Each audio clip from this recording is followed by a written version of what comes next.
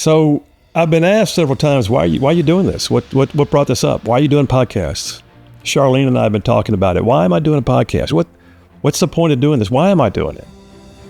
Well, the reality is God has given me such a rich life, such an opportunity to have been a part of so many unique and different things, to go to so many unusual and pretty extreme places at times, and to come back with experiences and understandings that I never would have gotten. If I can convey those things to someone else and benefit them, it's all worthwhile then.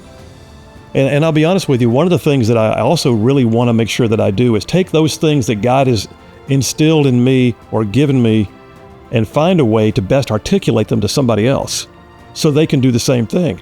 I'll be honest with you, more than once doing Right Side Radio, I have found that people have said how much it benefited them to be able to hear what they knew they believed, but they had not put into words yet, and it gave them something they could go have those water cooler conversations and, talking to their friends at Sunday school or wherever. Look, the bottom line is, if I can do all that I can to educate, enlighten, empower, and entertain folks around me with the things that God has instilled in me, then yeah, I'm going to do it. So one of the things that I've really been working to do is spend some time digging into the conservative principles that I believe in. True conservative principles, not just like ideas or beliefs or understandings, principles. Because principles are different. Principles are like bedrock. Principles are like the thing that you stand upon when all else is going crazy. When the world around you is telling you to do this and do that, you know what you can stand on because they're principled. Well, what is a conservative set of principles? Because, yeah, I'm a Republican. Does that mean enough? No. The reality is there's a vast difference between being a conservative and just being a Republican. I've seen that time and again. But unpacking what it means to be a conservative, outlining the difference between liberals and conservatives, even between some Republicans and conservatives, it was a good exercise for me personally.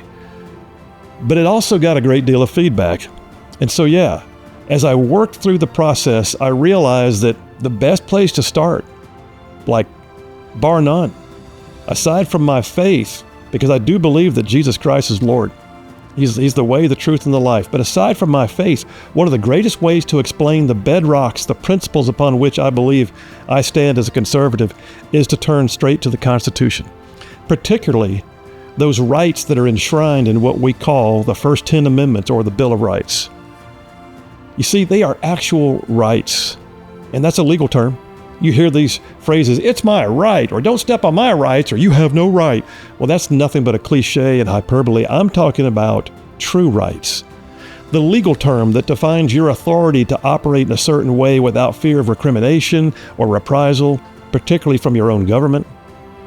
To have actual rights, y'all, is something that is unknown in some parts of the world, even today. I've been to places where the rule of law meant nothing. I've seen what other people have lived through under oppression and tyranny. And I've been there on the ground floor watching democracy stand up when people began to figure out what it meant to have rights. Look, whether it be the First Amendment right to the freedom of speech and religion, or the Second Amendment right to bear arms, or the Fourth Amendment right to being free from unreasonable search and seizure, or the 10th Amendment, limiting the powers of the federal government in favor of the various states. I mean, it was and still is a list that was not only well thought out and carefully worded, but it was born out of necessity. From the very experiences of the Founding Fathers and the citizens of that time living in the new United States of America. So, if we're going to do this, then what better place to start than with the first one, the very First Amendment? Congress shall make no law respecting an establishment of religion or prohibiting the free exercise thereof, or abridging the freedom of speech or of the press, or the right of the people peaceably to assemble and to petition the government for a redress of grievances. That's a lot. I mean, there's a reason why this one was first. Truthfully, we could talk all day about each phrase by themselves: the free exercise of religion, the freedom of speech or of the press, the right to peaceably assemble, the right to petition the government for redress of grievances. Y'all, they took a big stick to that one on the First Amendment. So much of what they gave rise to the onset of this Revolutionary War is embedded in that very First Amendment. The Declaration of Independence, the entire Revolution, the establishment of the Republic, all of it is like in that First Amendment. Now, if you've heard my radio show at all, you may recall my good friend Hamid. Hamid was my interpreter in Afghanistan. He's been on the show multiple times to discuss the issues surrounding the debacle of a pullout that the Biden administration led back in August of 21. But Hamid's personal story is amazing in many ways. He is now a U.S. citizen with a master's degree from Yale. But when I first met him, he was just a 17-year-old kid who went everywhere with my team, even lived with us. And the stories he told about life under the Taliban were amazing. I remember once Hamid told me that he was in the bazaar in Kunduz, Afghanistan, near the time of the day when the muezzin would call Muslims out to prayer. And the Taliban had what he referred to as religious police, who came through the bazaar with whips, smacking people over the head and shoulders as if they were, not rushing to their prayers quick enough. The Taliban also took over his school, converted it into a military barracks. They seized the personal property of citizens to use for themselves. Gatherings were not allowed because, when people get together, that can lead to unrest or rebellion. Can't have that. Information from the outside world, hard to come by because there was no press, no radio, no news, as it were. It was a horrible existence. And there was one day as I was standing there with another one of our interpreters, a young man named Weiss, and I remarked that I could see kites flying off in the distance. And Weiss, who had lost several brothers when the Soviets had bombed his village, he looked at me and he said, "Sir, that's a tradition with Afghan children, but the Taliban, they outlawed it. To see the kites flying now means the Taliban are gone." It's hard for us to imagine as Americans what it must be like to live under a system where you are prohibited by law from practicing your faith in your own way or of your own choosing, of speaking your mind, of assembling with other like-minded individuals, or for that matter, being able to take your own government to court if you feel that you've been wronged. But there are places right now in this world where those concepts that we call our First Amendment rights, they're totally alien. They are something that is actually as uncommon as, the grouping that we talk about and all those things that are embedded in the First Amendment. They are sometimes allowed in part, but not often guaranteed.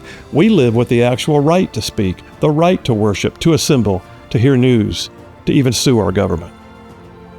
Now, to be sure, there are limitations. Let's be clear. If your religion calls for human sacrifice, ain't going to happen. If your free speech is designed to incite violence or mayhem, not allowed. If the press chooses to willfully slander or defame, well, there are means by which they can be held accountable in court. And the mere fact that you can seek redress from your government does not mean that you're going to prevail on the merits. You still have to prove your case.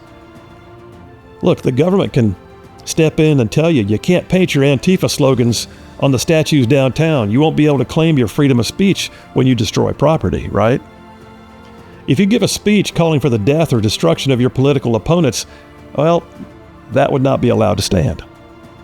If a city council tries to pass a law saying Christians can't run for office, not going to work.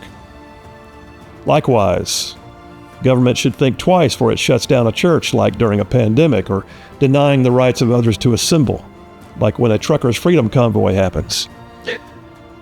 Even those crazy examples I just cited, though, the fact is, they are something you're still allowed to argue for. Even the things that I told you that you're not supposed to do. You can argue your point because you're allowed to even argue it. That's how serious this is. You see, these are rights. They are not to be confused with privileges or permissions or so-called entitlements. And the very first one out the gate, the one that sets the stage for all else, the First Amendment, says that we have a right to worship, a right to speak, a right to be given information via the press, with a right to get together with others and to hold our government accountable. It's as if the Declaration of Independence got summarized in one single amendment to our great Constitution. Are the other amendments important? Absolutely. But the First Amendment is in first place for a reason. That's my philosophy.